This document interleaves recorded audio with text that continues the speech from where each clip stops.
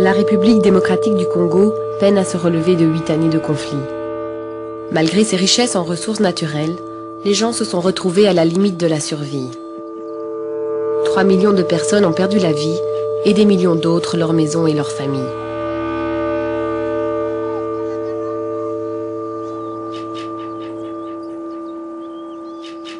À présent, le pays se redresse petit à petit, mais la population des régions les plus reculées est toujours en proie à une guerre sournoise.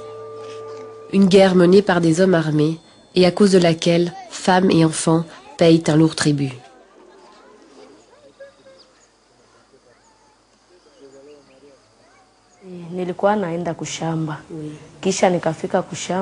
Je partais au champ et ces bandits se sont jetés sur moi.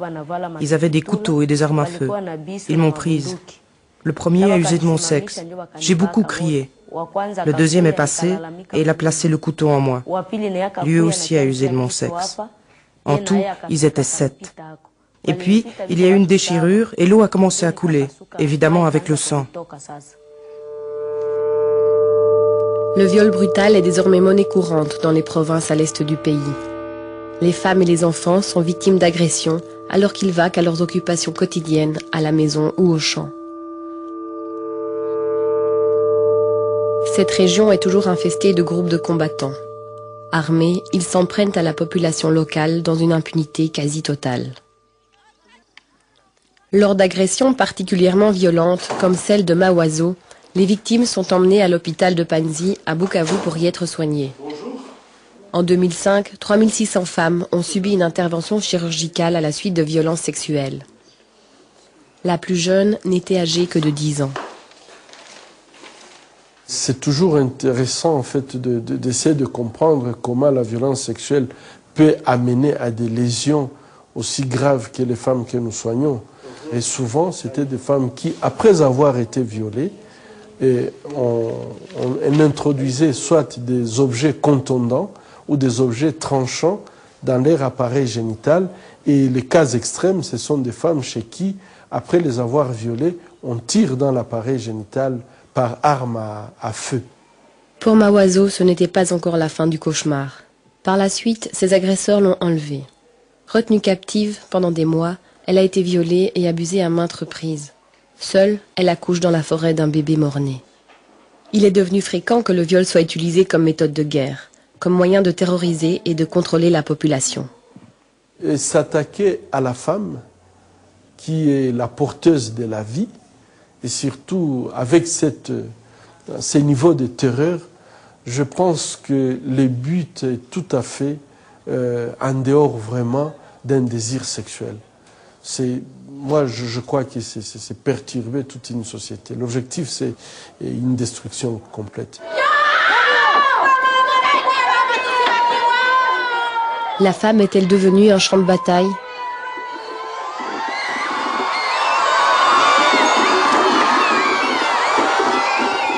Les scènes sont choquantes. Le viol est encore un sujet tabou et les victimes sont censées souffrir en silence, dans la honte et dans la peur. Présenter une pièce de théâtre qui aborde le sujet sans détour est une manière d'impliquer la communauté tout entière et de briser les tabous. La pièce fait partie d'un programme du Comité international de la Croix-Rouge qui vise à prévenir les violences sexuelles.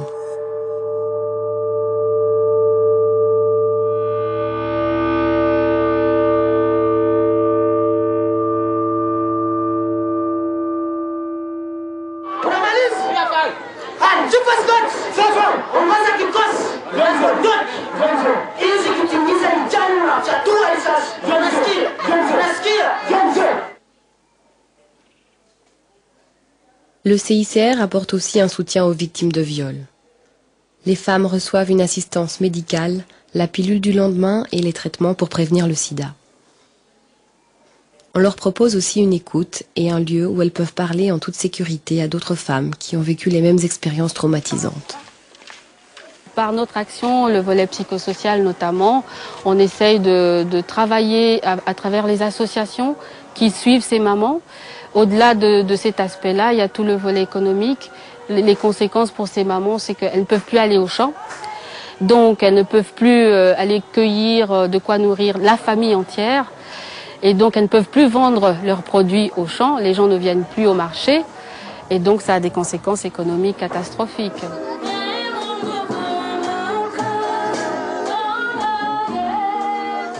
Les femmes violées sont souvent rejetées par leur mari et leur communauté tout entière. À la violence physique viennent ainsi s'ajouter une souffrance psychologique, la honte et l'exclusion.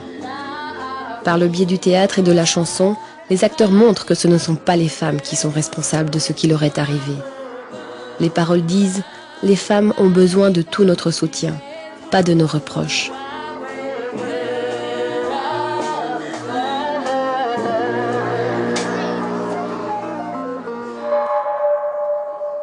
À l'hôpital de Panzi, la plupart de ces femmes attendent de subir une intervention chirurgicale.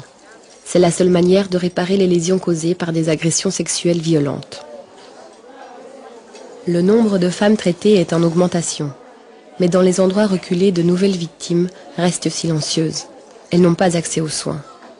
Et en attendant, la guerre de l'ombre continue. Mais le grand problème, en fait, dans l'Est du Congo, c'est que tous ces actes-là se posent de façon dans l'impunité totale. Et je pense que lorsque les gens ils pensent qu'ils peuvent faire n'importe quoi sur leurs semblables sans loi, sans poursuite, ça continue. Et là, vraiment, c'est un appel à toutes les bonnes volontés, à toute la communauté internationale, les hommes de bonne volonté, de pouvoir s'élever comme un seul homme pour dire assez. Il faut que ça arrête. La solution pour que tout ça cesse, c'est que les combats cessent, qu'on saisisse les armes de tous ces bandits et qu'on les punisse.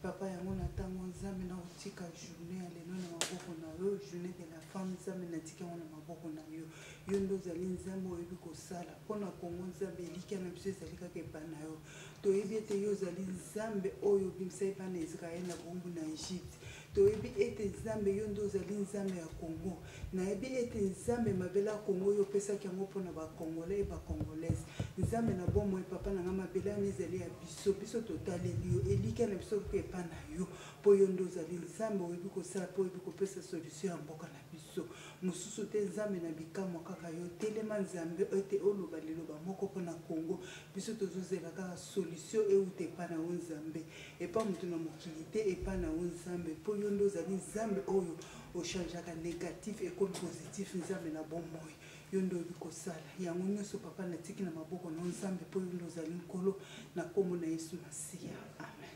Amen.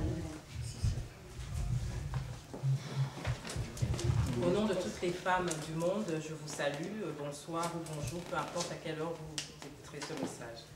Donc, je m'adresse à toutes les femmes du monde entier et je vous interpelle toutes, et particulièrement les femmes influentes, les femmes d'impact. Ce message vient de la part de toutes les femmes congolaises que nous sommes partout au monde. Vous connaissez à peu près le fléau qui est en train de toucher toute la population congolaise. Donc il s'agit des viols, des femmes qui sont violées, non seulement violées mais violentées en République démocratique du Congo. Et cela fait déjà plusieurs années. Donc, mais ce sont non seulement des viols, comme je le disais tout à l'heure, mais c'est aussi de la violence, de l'agressivité. Donc je fais appel à toute femme consciente, à toute femme qui a un cœur, à toute femme qui est touchée par ce qui se passe au Congo, à toute femme qui est prête à aider son prochain. Donc ce cri de cœur, nous toutes mamans ici rassemblées, est adressé à vous. Donc en République démocratique du Congo, comme vous le savez très bien, on recense un viol tous les 3 minutes. Donc il y a plus de 200 000 viols déclarés par an, avec souvent utilisation d'objets contenant, que ce soit du bois ou des couteaux, qu'on enfonce souvent dans les parties génitales des femmes qui sont violées. Parfois même on ne les viole pas, mais directement on les agresse avec tous ces objets-là. Et derrière chaque grand homme, comme on ne cesse de le dire, il y a toujours une femme. N'oubliez pas que éduquer une femme, c'est éduquer toute une nation.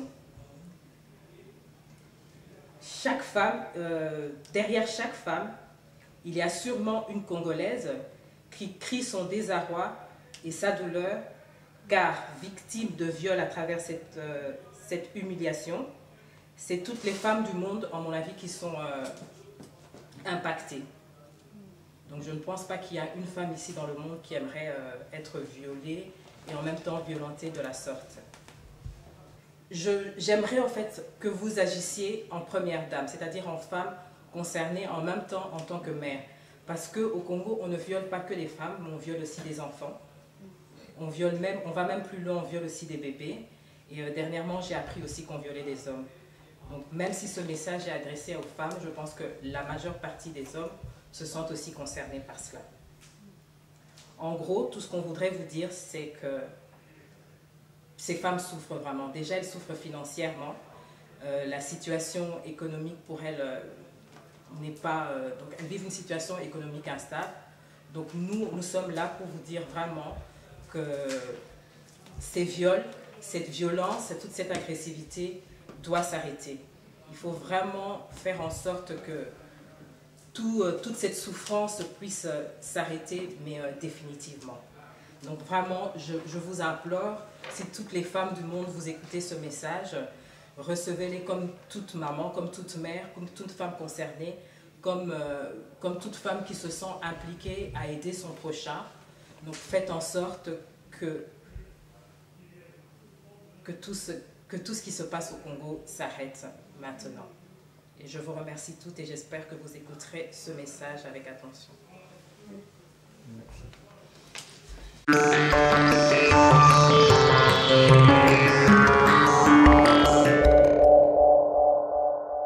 En Afrique, comme partout ailleurs, EDTV, c'est le rendez-vous des internautes. C'est un peu différent par rapport à décor. Plein de maman na biso. Oyo lelo ezali journée na bango ya ko honorer bango. Je crois que partout au monde, bato bazo kabola moko ya champagne, bazo bina bazo sepela pona fête ya femme. Mais malheureusement pour la femme congolaise, tu évites à kabola champagne yango na ndenge nini na kati ya bitumba, na kati ya ba viol, tu évites yango na ba maman ba sepela lizo ba sangana. Na tina wana ba meka kopesa moi message na nzela ya EDTV, komeka ko solola. Ezali journée de méditation, malheureusement pour la femme congolaise, il fallait dans la journée à fête. Ndenge partout aye rezoleka yango moni ba mama basangani awa pona komeka kokabola na bato mususu bazoyeba pasi ya congolaise te nao bayebi kobeta mwa masolo ensemble yango ntina bomoni décor na biso ezalaka ba mama na ba mama. Donc sans plus tarder, EDTV a pensé mpona bino tokoleka na présentation ya ba mama tokobanda na loboko na biso ya mobali ti tosusa na loboko ya mwasi mama moko ase présenter bongo tokota na masolo na biso ya journée ya femme. Ngaza mama Lili.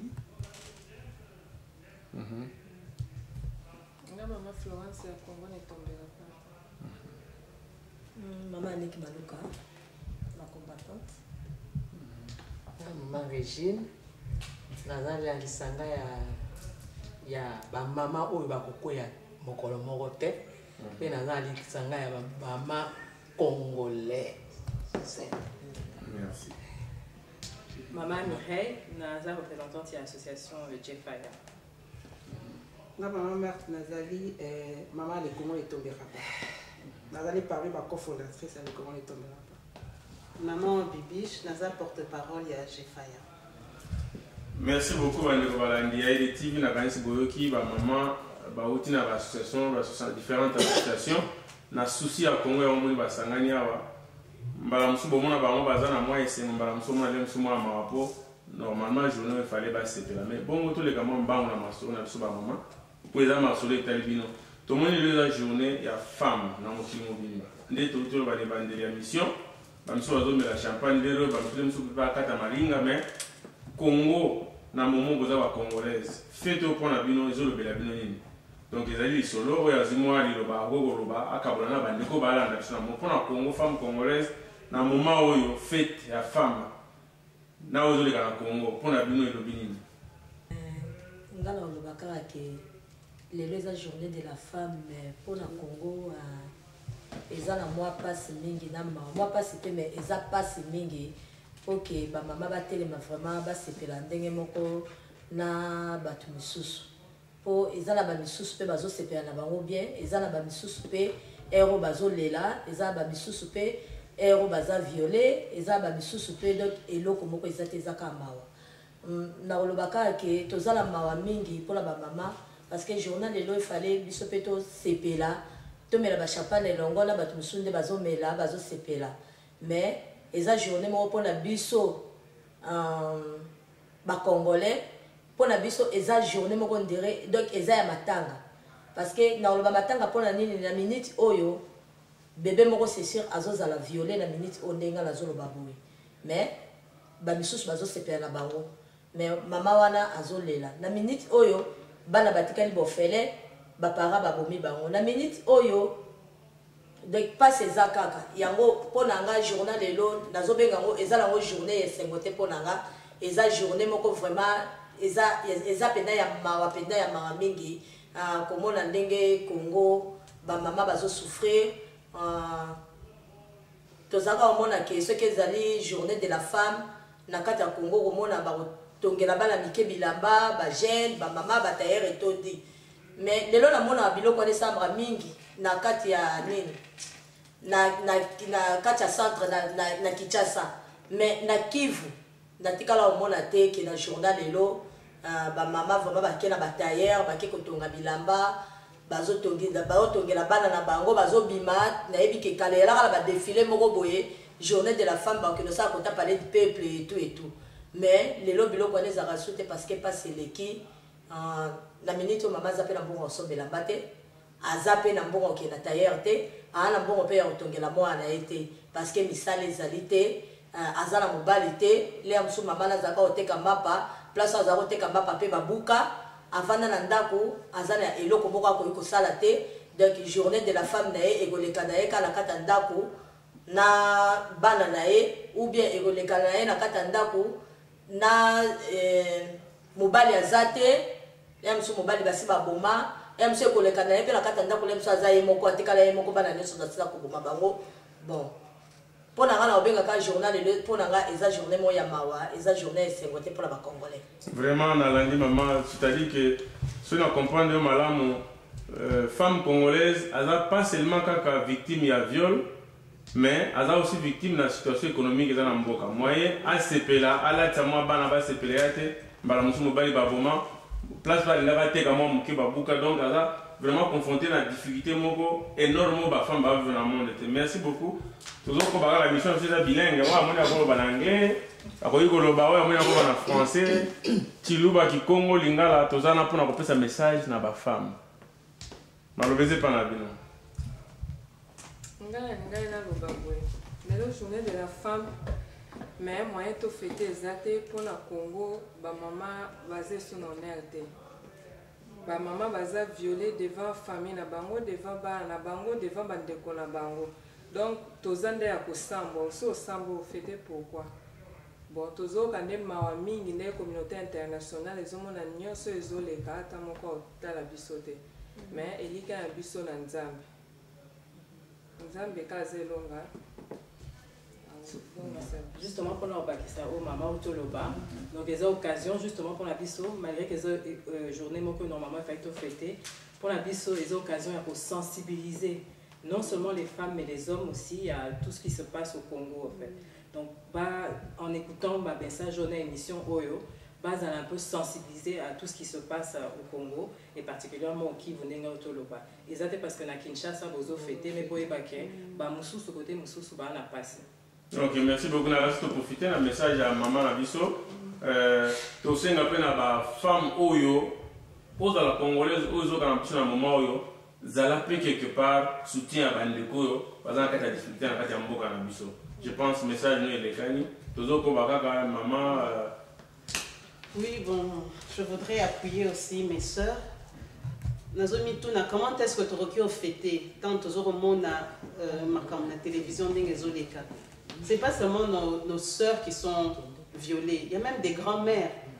Il y a des grands-mères qui sont violées, banamike, bazo violé bango, ba maman, et puis non seulement bazo violé bango, mais bazo stigmatisé bango.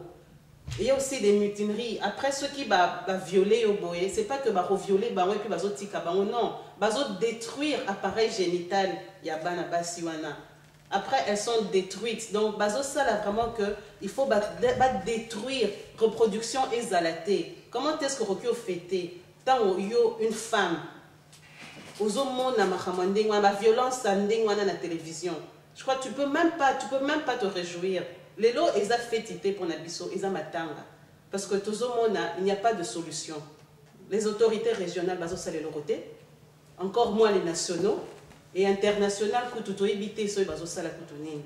Donc pour moi vraiment ils ont sous ce journée à fêter, ils ont jour à matanga pour Nabiso. Est-ce que vous pensez que matanga va continuer tiwapi? Message ni beaucoup ikotinda pourquoi matanga va violer ou tiwapi? Est-ce que toyebi origine nango message ni beaucoup tinda la origine wana se toyebi? Nakobi ko lo baboye pourquoi matanga? Mais origine ya makambo wana eza epa ya banana. Eza na maboko ya ba oyo bazali ko kamba ekolo mboka Congo. Oyo bazali ko kamba mboka Congo. Donc origine eza kuna. Donc oyo bazali ko kamba mboka Congo. Soki ezali ka pona lolenge na bango, pona entourage na bango, pona na ndenge na bango, pona kaka ye moko na esika wana. Donc aza ko penser même pas que ngalo kwa na vandi na kiti onga na vandi. Donc na vandi libela na ko sala o nyonso esengé na nga ko sala. Mais aza ko penser même pas que ba mama o baza ko mona pasi bazali. Aza ko penser même pas que ba mama o baza ko violer ko abuser bango na sorte nyonso tout bazali. Mais yaza ko wela kaka intérêt na ye. C'est pour cela ba ko yoka mawate. Moi ba yoka ma place on ezate. Yangwana donc eza passe et ali passe mingi. Na ko pesa message vraiment. Yo mokonzi, yo ba autorité. Komi tala yo mokote. Tala pe baninga. Kozala égoïste te. Lelo ya yo, lobi oyebi. Yo pe bako violer yo lokola. Tango yo ozolinga ba violer baninga. Yo pe bako violer yo lokola. Voilà, alors Nalandi bandeko ya IDTV wazolanda IDTV na tango partout dans le monde. Je crois bazoyoka maloba oyo bozoloba. Na kasa moment ope ba mama kapinga Marie Paul balaki bateme bazolanda o bozoloba na bango. Mais ngana zana mutuna moyo ya kutuna. Siko matanga ezali tomoni ke mbebe oti pa autorité maman pesi ba message ba meka ko sala est nécessaire pour sauver femme congolaise. Biso siko ba tozi ba maman obu ba tozi ba ko ya kozala mboko violer zati. Est-ce que bozala kana matanga to bozo sala quelque chose pour que violona ici là ou bien batona batika na kati ya bobangi te bo assister bango to eloko ni bozo penser to bosala kani to bozo penser bosala. Et c'est botika la bolela ka lobi va violer mususu boleli va violer mususu boleli finalement tu vois une continuité. Vous pensez en tant que femme, parce que vous dites que vous avez violé. Mais ça, il est beaucoup plus en avant. Est-ce que vous pensez ni?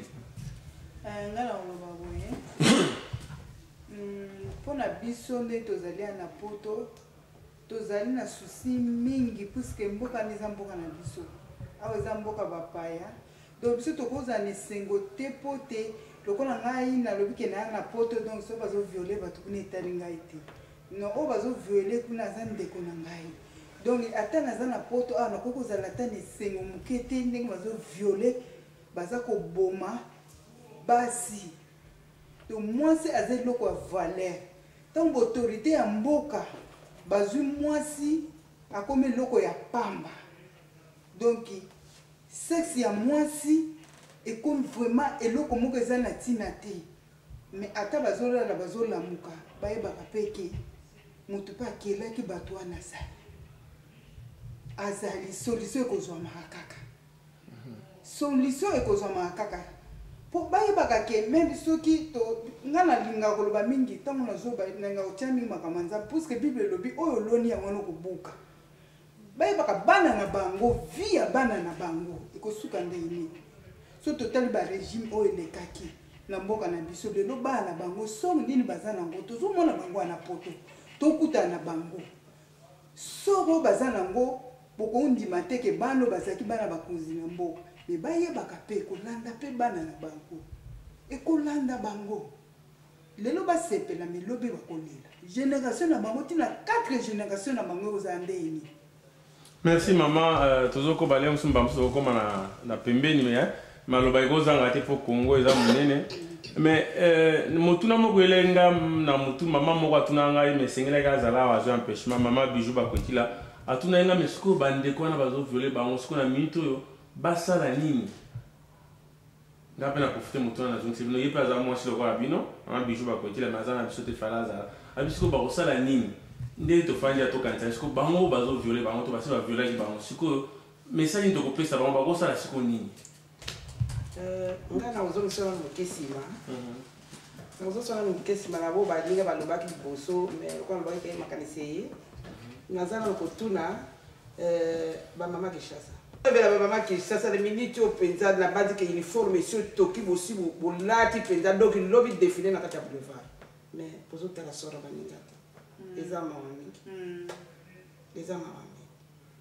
alors botala baninga oyo bazosala baninga kuna yoso basali mwana oyo ya yo basali ndeko basali mama oyo ya yo na misu na yo bazosala na miso mobali no bana no batelemi mpo na yo mama osala nini okosepela botala mpe baninga bokoka koyede baninga botelemela mboka na bino boza kotelema te bamama nayebi basi oyo batelemelaka mboka na biso toyebi bango bamama akizo changement bazali baza kokanga bango na boloko toyebi bango po bazotelema mboka babiso baza kaka na nsima bozonga kaka nsima tozolobela bino mais biso awa na poto tozosala mosala monene mpo na bino na mutuna ya mibale ya mama bijou alobi ke bamama wana oyo bazoviole sika boye basala nini mama bijou na ozongiselo réponse na yo mama bakosala nini biso toyebi ke docteur Mukwenga aza kuna aza koede bango moralement physiquement soko asi atongi bango bazongelaka mwa moke soki asi abongisi nzoto na bango bazongaka morale ezongaka bango mwa moke likolo ya munganga oyo azali kuna docteur Mukengo nazosaliwe na minute oyo mais ezali mingi te biso mpe awa tokoki na ngonga moko mpe boye kokanisaka bamama wana kotindelaka bango ata mwa basoutien moke mwa baede ya mike awa bon biso awa tokoki kotindaka mpe bata mwa baede wana mpo ekoka kosunga bango tande bazoviole basi ya basoda bazoviole basoda oyo bazokokima oyo bazotikala koviole bango bazokobonga bango donc biso mpe tokosaka mwa effort moke ya kosunga bango malgré docteur Mukwege azali na bango. Merci. mpona korenforcer idée ya mama basi oyo baza kuna na leste baza viole baza détruite baza na kati ya soni bana eloko baosala te ntango biso tozosala baasbel lokola bajefaya lokola ya bamama eza tout justement parce que toza lokola la voix des sans voix.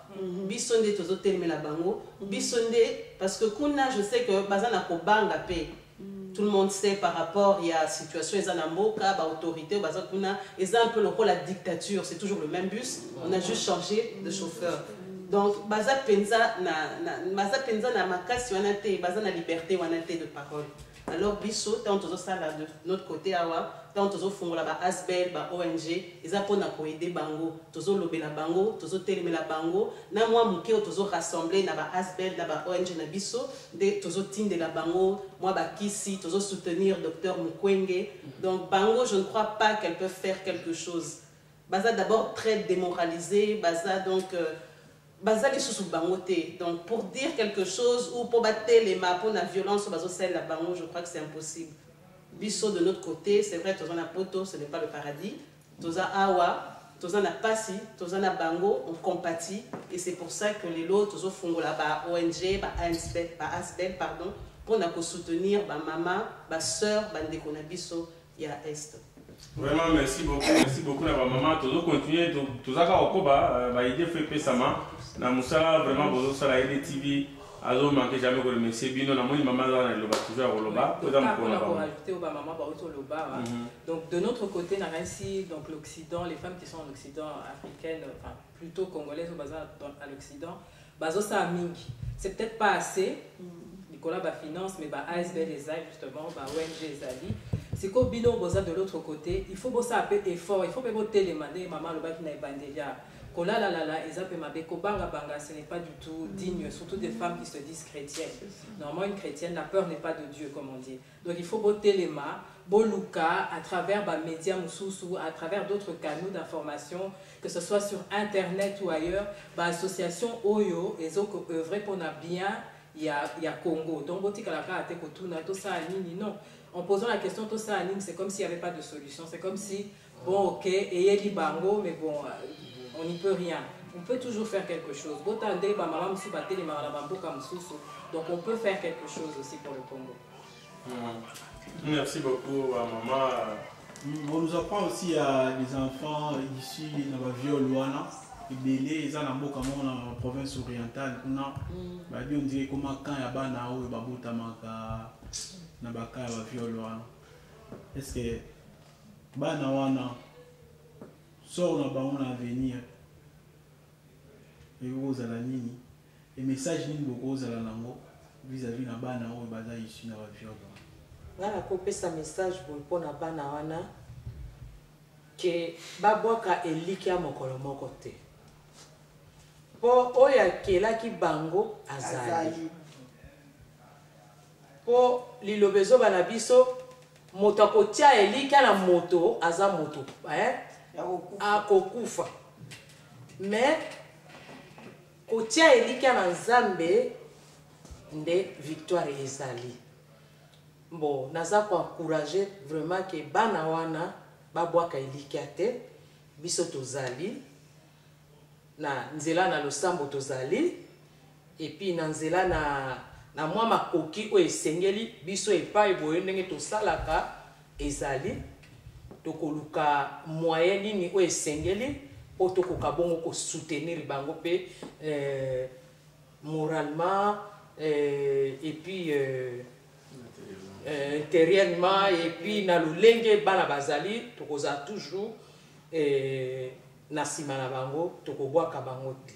Bon maman, na loko ndena mutuna ndeko na biso Richard Atuni message pesi za kitoko mingi mais tant on pesi message za na mwana moko ya inane à comprendre les messages te.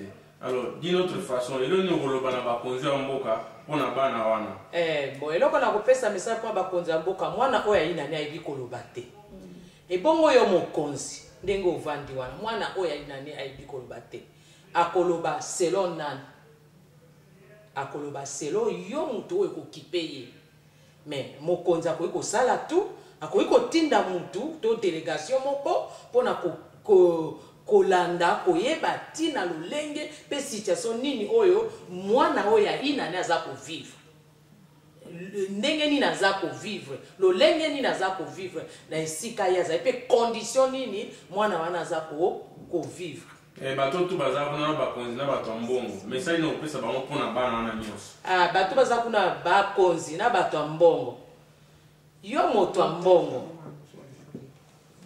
oleki mpe ozwi ta moko kuna ozwa ye en charge mpo olongola na basituation wana oyo aza nango ya pasi yo mpe mokonzi oleki mpe kuna otali eta nini esika bana wana baza kovivre ezali mpo oluka obongisela bango osaleli bango ata centre moko ya orphelina mpe otie bato mpo bakipaka bango ndenge awa mpe esalamaka.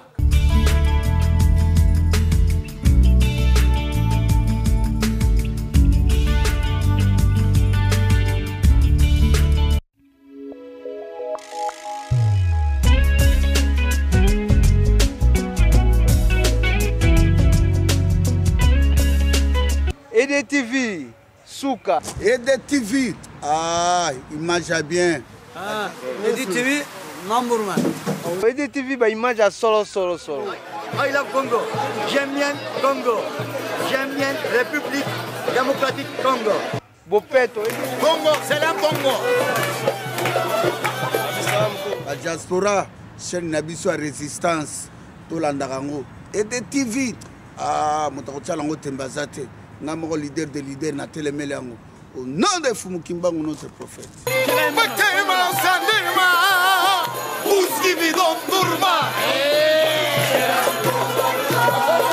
TV number 1.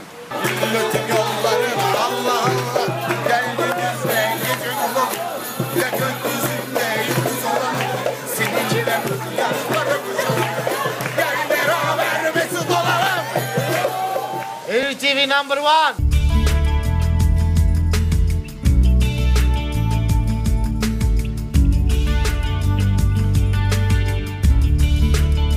individu baye babongisi bango bazopesa ta banke individu mo boye ya cheba est-ce que bango ezate toujours soutenir sous ba condition na ba koba na mabe oya bango baliaka oya biso to salisaka. Non, pas du tout. Biso toujours soutenir bango te. Biso toujours salango parce que toi na passe ya bande kona biso. Donc toujours l'accès que toujours na bon moto. Les autres sala biso passi. Parce que tant bazo violer basi na est, et ça le coup la bazo violer maman nanga, to bazo violer les nanga, to bazo violer ngamoko. Donc pasi na bango biso tozo yokango, yango tozo salisa bango. Et après on a aider ba konzambo kate surtout pas en tout cas. Tozo salango parce que toi na bon moto et toza na pasi na bango. Donc tolingi to l'accès bango que on est avec elle quoi. On ressent ce mal au bango bazanango. Voilà. Donc on ne se limite pas seulement aussi à aider, à soutenir, mais on interpelle aussi, on dénonce aussi. Donc si on reste là aussi sans rien faire, on sait très bien que pour le moment, le gouvernement ne va rien faire. Donc on aide, mais en même temps, on interpelle, on dénonce et on fait appel aussi à leur générosité. Et on leur met aussi face à leurs responsabilités. Ok, vous ne faites pas, mais nous, des petites associations, avec le peu de moyens qu'on a, on arrive à faire quelque chose. Point wana lisusu na lobaki na ebandeli eke yo oza komitala kaka yo moko mais fungola miso otala balole elongi otala baoyo baza pe nsima na yo message yango nga message na ngai kozala ya docteur Mukwege bandeko baza na Kinshasa docteur Mukwege aza ye moko bato baza na bamoyen bazali ebele na Kinshasa bwa mitema nde mabe na kobanga bwana ngo bokoki koede docteur Mukwege na mosala azosala eza mosala monene bapesi mais boza kotika ye azosala ngo ye moko me akoka mpe kosalisa bato nyonso wana mpona kosalisa bango te aye bandeko botelemela likambo oyo tala bamama wana ndenge bazali alors ngai message na ngai eza kaka nazotyaka sete na ngala batakini nazotia sete na ngala bakondi bamama bala kini bozosima mambongo tozomona makambo nyonso bozosala tozomona mais boza na bolingo te bolingo na bino koya mokolo komona oyo yo mpe batie na se nde mokolo bolingo no koya mais boyede docteur Mukwege kozala mana mpona bandeko na bino bamama Kivu banini kozala mana mpona bandeko bino baza kuna oyo baza na bamoyen kuna oyo bozosakana na mbongo l'air nyonso to bomeka mpe koyede bozongisa mayele na bino na nsima bomeka koyede bandeko wana bomeka koyede docteur Mukwege pour le docteur Moukoué Moko, à bateau pesa eboye, bateau pesa l'oroté. Bon, mais quand aider, pas minga, ma comme à ebele, ma ko futa rabango, mais malin, on peut la aider, bande qu'on a soana. Donc, bande ko bazo la des TV, na kanisi des TV, na kona ko sunga ko pesa message na kati ya peuple. Je pense que ba konzo bazo na kati ya Congo balanda rappel des TV to yebi, pour tous en avoir preuve. Pour que balanda kati o balandi ba comme ce message na ba konzo mboka. Bande ko bazo nyo comme na est, baza bande ko tolobi bande ko stadi baza wa congolais. Donc, bon, les atterres, on va vacances dans Poto. Alors, on peut savoir qu'on va combattre les autres bêtes à Rabino. Puisque bon, on a beaucoup de sunga peu bandeko, femmes violées, puisque les alocaux là-bas, l'ingité congolais, abota. En tant que bazo, bon, maman, si bazo violé, bah, tiens, c'était la sexe, ils apprennent à détruire, à produire insulté. Alors, bino, besoin, bon, besoin penser que Congo, il faut ça quand congolais. Donc, le message, on a fait comme la bino, d'abord, bazo, comme ça, et pas bateau, bazo, et des TV n'attendent. Donc, ma maman, micro, ça va pas na bino, bande bazo na ndana na TV. Na nazonga ka na kaya viol kaya ba mama. Na ozonga ke na Kivu ndenge bazo violer tout le temps ba mama bana. Et puis ezana ba mama o ba viola ba bota bana na ndenga viol ba famille pe ba bengala bango. Voilà to bosa da te keso kaya na mwana na viol famille bengane po mwana ana abotami ayebani tatate. Ba bengani mama na komi kotelenga na lisusu pasi likola pasi. Et na olobaka ke viol ezaka rapé na STT pour na est le kebele. Mais viol ezape na kati vraiment ya na kati pe ya Congo na Kinshasa na Congo mobimba. Parce que lelo o tozomona bano bazobenga ba shege o bazolala na zandu bana basi bakoma pe kokende ko violer bana wana pe bana na pe lelo shege akomi na bana 3 bana 4 na kati kaka na ndeka kishege na ndeka ko violer. Mais na kati Kinshasa ne mikondi kutu batondi bazomona biloko wana ndenge bana na bazolala na ba bébé na bango na bazandu na ba terrasse batonga bandako na bakati ba cimetière et tout na babana oya ba o ba boti na ndeka ba viol mikondi bazomona mikondi mboka la biso bota na biso ta bana wana bota la bana oyo ba shege ba boti bana na ndenga viol bolukela bango esika botala pasi ya bana wana botala pe bino pe boza basi boza pe ba mama boboti pe bana botala ndenge bana na bazotelengana oya Kivu na ngaka kopesa message ke ba mama oyo baza violé o bazwaka soka na famille na mwana boti na viol bazwi ba bengani na mwana parce que bayebi ete bayebi tata na mwana ana te ba bengani mama na mwana. En tout cas maman na kosenga kaka ke ozana courage parce que eyaki oyebaki te eza eye na ndenga viol. Donc il faut que luka kaka ceux qui va centre ezali bon nayebi ke na kati ya Kivu voilà basala pe centre te ponde nazomona basala centre te ke bako aider bana oya viol ne mais to kosenga ba konze en tout cas botalela biso pona makambu ya viol botalela biso pona makambu ya bana ndenge babotami botalela biso pe makambu ya bashege na kati ya Congo mobimba ndenge bazolala libanda bazobota pe libanda po bashege pe bazovioler bango bazobota pe bana wala to bosana te po shege moko pa ko okoma na zala bana 5 na ndenga viol.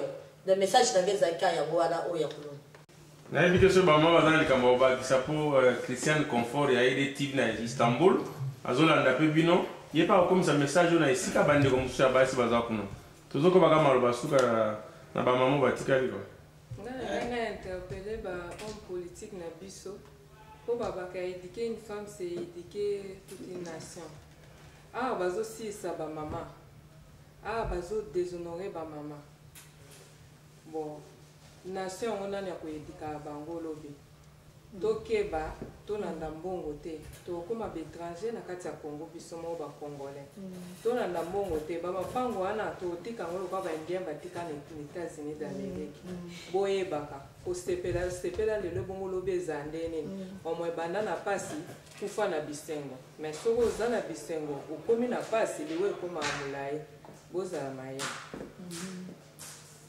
ndapena obalisaka vraiment mpona bakonzi ya mboka na biso kuna na Congo vraiment bazwa bana ana na charge vraiment puisque viol wana ezosalema bango bazomona ngo ndenge ezosalema donc bazokipe eloko moko te mais mpona biso tosengi bazwa ata bana ana na charge kopesa bango ata lipa ya pamba atali baza nanu vraiment ata na motema ya mawa motema boboto motema ya boparent motema mpenza ke winga mpe nabotaki ndenge moninga wana mpe aboti vraiment bakonzi ya mboka na biso vraiment botalela biso no likambo ya bana wana soki biso toza na poto tozolela likambo ya bana wana ya basi baviole na bana wana batikali baorphelin donc il faut bo bino moko vraiment boza na kati ya mboka vraiment il faut bozwa charge wana epo ezopesa biso mawa na pasi mingi.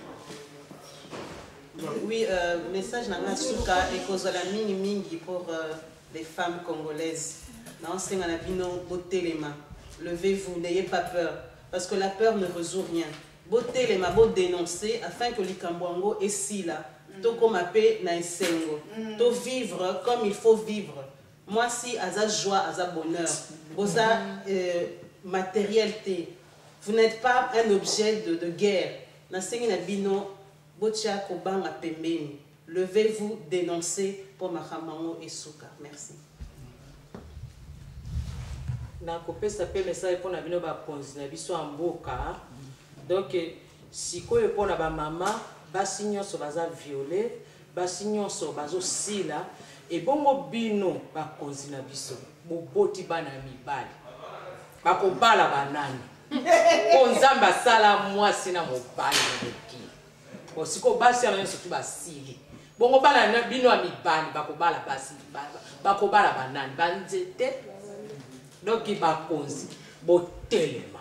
Babala ba Rwanda. Botelema. Botelema. Donc il lo balanga suka ya wana. Message ya wana boyoki. Donc, pour clôturer cette émission, j'aimerais d'abord remercier EDTV de nous avoir invités à participer à ce petit débat. JFAIA, donc Groupement des femmes africaines intégrées actives, on a des actions, on a effectivement des événements, on organise des événements, on en organisera, on prévoit encore beaucoup de choses à Place Flaget, il y a une surprise pour vous. Donc toute femme qui passera à 16h, 16h30, restez là, il y a une surprise pour vous. Et, ok, merci. Maman Régie. Bon, pour la qui ça na pesi émission na biso. Merci ming.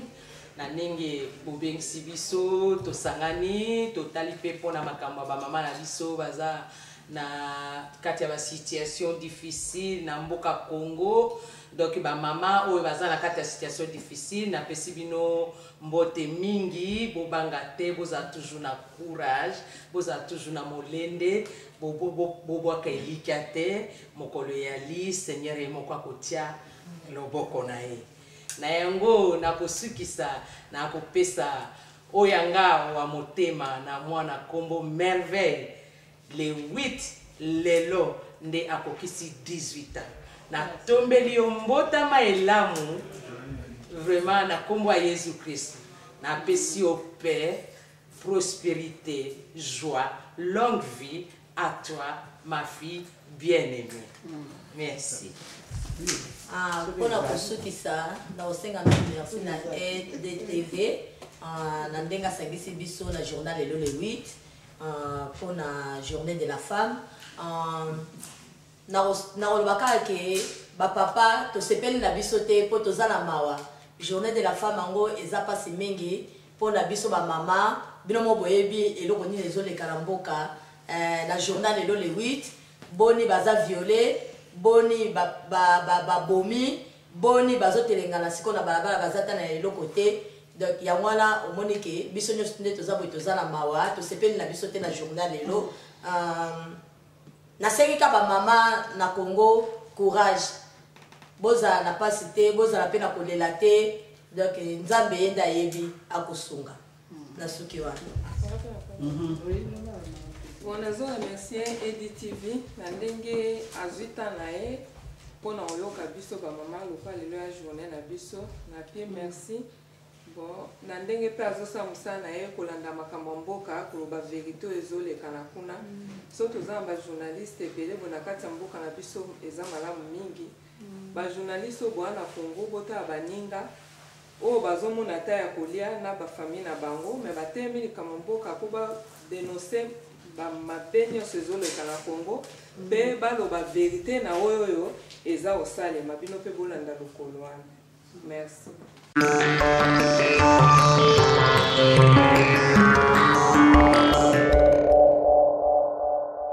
En Afrique, comme partout ailleurs, EDTV, c'est le rendez-vous des internautes. Alors, toujours pour Nabolingwa Congo, pour Nabolingwa Bandeko Bandakabiso, le na cadre moko, il y a EDTV, où il y a la chaîne mère Nabiso. Alors, Biso a Cape Town, avec l'émission Alerte politico-socio-culturelle. Les lois et bongo, Mukolo, Oyotobengi, fête de la femme. Fête de la femme, va se célébrer au monde entier. Dans le cadre EDTV, tout ça, moi, et c'est mon moment pour retrouver Biso pendant la couleur. Je salue mon réalisateur Richard Tapet, Wazapuna, mon confrère Nangaï, Donna, Nakati Anvers, Wabenga Bongo, maître. Alors, les lois vraiment, Nakendek Goulkova maman, tout le temps, maman, beaucoup de bongo, interview à maman, peu sentiment à maman. La plupart de maman va saluer toujours un message na bango, peut soutenir maman Oyo Bazali ko violé. Alors toujours dans le cadre de l'émission Alerte, le poids toujours tambola, tout la maman congolaise, puis la maman nyon surtout parce que le 8 mars est la journée de la femme. Tout ça la maman a pu se balader à Cape Town. Alors bonjour maman. Bonjour papa. Vraiment tout l'année ici comme ça. Alors pour excuser bisomen, les la journée de la femme.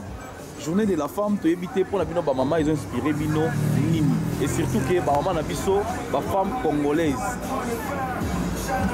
Alors, merci beaucoup. Je me présente d'abord, je réponds au nom de maman Marie-Josée Batena. Je reste ici à Cape Town. Journée la biso ya ba maman pour nangai. Les autres sangai esengo d'être femme. En tout cas, kozala nangai ki mwasi naza nango esengo makasi. Alors, pour les autres mamans, je peux dire que toutes les mamans partout au monde, et si quand nous sommes mamans, nous sommes kutami, nous devons veiller attention à ébouiller parce que Ruta est bandé dans la Bible. Zamba sal akela mobali, na yaki comment l'importance ya kozala na mwasi. Asali mwasi a tcheli mobali na pembeni. Mais ya mibale na Bible pe lobi qui trouve une femme trouve le bonheur. Donc, il faut vraiment bonheur et mokili oyo. Alors, éducation peut lobby que éduquer une femme, c'est éduquer toute une nation. Alors, ce qui est le maman, nous sommes éduqués, tout le monde est classe. Avenir, il y a bana ekozala ndenge nini parce que maman de batika la bana bandaku, de ba coutume na biso ndenge totanga la bantu mais ah na mboka toye to moni maman vanda kala mwana ndaku te abimaka pe atanga pe akenda koluka. Alors, sur te mwana na ebite yoko bakisa nini en tant que maman. En tout cas, surtout na kati ya diaspora na biso na Afrique du Sud, na yebi ke tobongisi lingomba moko ya ba mama oyo tosili ko banda, ça n'a pas fait longtemps. Ezali ko totali na makambo batali ba mama ndenge lobami ke éduquer une femme c'est éduquer toute une société. Alors, totali ke na kati ya diaspora na biso makambo ebele et comme kokende na culture na biso kokenda ko bunga. C'est pourquoi tout ça les groupes na biso na initiative moko ya makasi ke to banda ko kuta na ba mama to se consolider mutuellement to banda ko trouver ba projet ligne to ko za to sala surtout pour la éducation ya bana na biso. Le lot comme la journée de la femme, alobi éduquer une femme c'est éduquer toute une nation. Alors bande ko basengi bongo ba maman na biso bazala protéger. Pambate na mboka to vandi en Afrique du Sud. Ceux qui ont touché moi si, ont violé moi si, ils ont plus de 15 ans de prison. Ceux qui ont bêti moi si, ok, bon, mais dans le Congo, ils ont violé, ils ont bombé, ils ont kataba organes ya basi, ils ont sala basi, ils ont oyo, ils ont sala bangote, ils ont le samba bandeko, ils ont l'équipe d'émission Alerte Lelo pour nous repérer la vie de Bolandi. Alors, le cas des journées de la femme, il faut aussi payer sa femme, tout fait sa femme, basi nyonso ya mondo baza olanda biso na minute oyo. Alors na caméra bongo to pesi mbote bongo na maman Patricien oyo asimbi caméra na biso lelo po eza fête ya basi mama yemo baza na caméra to bosanité ba mama lokola ba mama Mado Chanda ba mbote na bango ya trop chez nous dans la fille complète na kati ya Canada ba mbote ya trop ba mama nyoso lokola mama Tekadi Banza Albertine mama oya bota bana ebele na kati ya libota na bosanité Bibi Mananga maman bonne fête de la femme. Lydia Mata, bonne fête de la femme. Maman Clarisse Sangou, bonne fête de la femme. Maman Deborah Mwene, bonne fête de la femme. Maman Nyonso ya mokili to sanité Mama Congo c'est-à-dire Congo mboka na biso lokola biso tozali bana Congo mutebota biso azali mama na biso mabele ya Congo topesi yango pe mbote alors tomonani bongo na mikolo